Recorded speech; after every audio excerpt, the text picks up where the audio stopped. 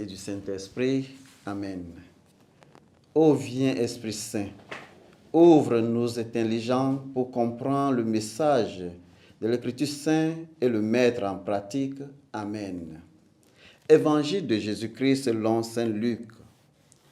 En ce temps-là, quand les parents de Jésus vinrent le présenter au temple, il y avait aussi une femme prophète, Anne, fille de Phanel, de la tribu d'As. Elle était très avancée en âge. Après 7 ans de mariage, demeurée veuve, il était arrivé à l'âge de 84 ans. Elle ne s'éloignait pas du temple, servait Dieu jour et nuit dans le jeûne et la prière. Survenant à cette heure même, elle proclamait le louange de Dieu et parlait de l'enfant à tous ceux qui attendaient la délivrance de Jérusalem. Lorsqu'il eut achevé tout ce que prescrivait la loi du Seigneur, ils se retournèrent en Galilée, dans leur ville de Nazareth.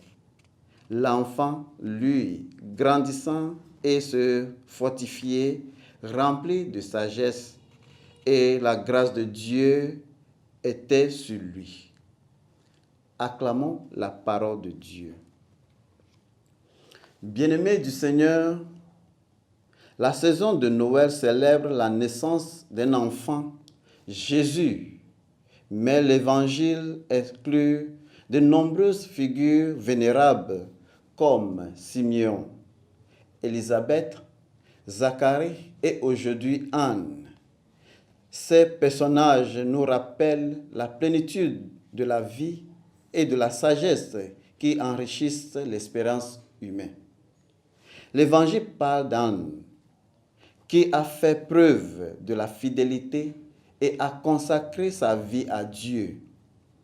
Anne est l'une des rares femmes désignées comme prophétesses dans la Bible, y compris Mariam, Déborah, Hilda et la femme d'Isaïe et les filles de Philippe.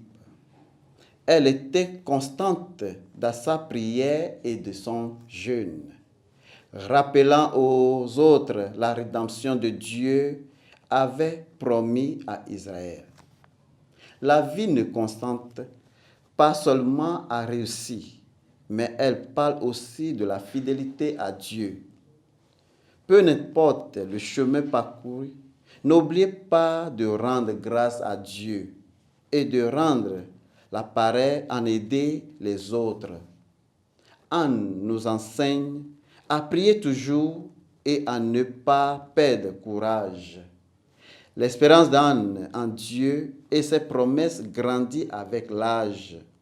Elle n'a jamais cessé d'adorer Dieu avec foi et prier avec espérance. Nous aussi, nous devons imiter Anne dans notre voyage en tant que chrétiens dans ce monde. Au nom du Père et du Fils et du Saint-Esprit. Amen.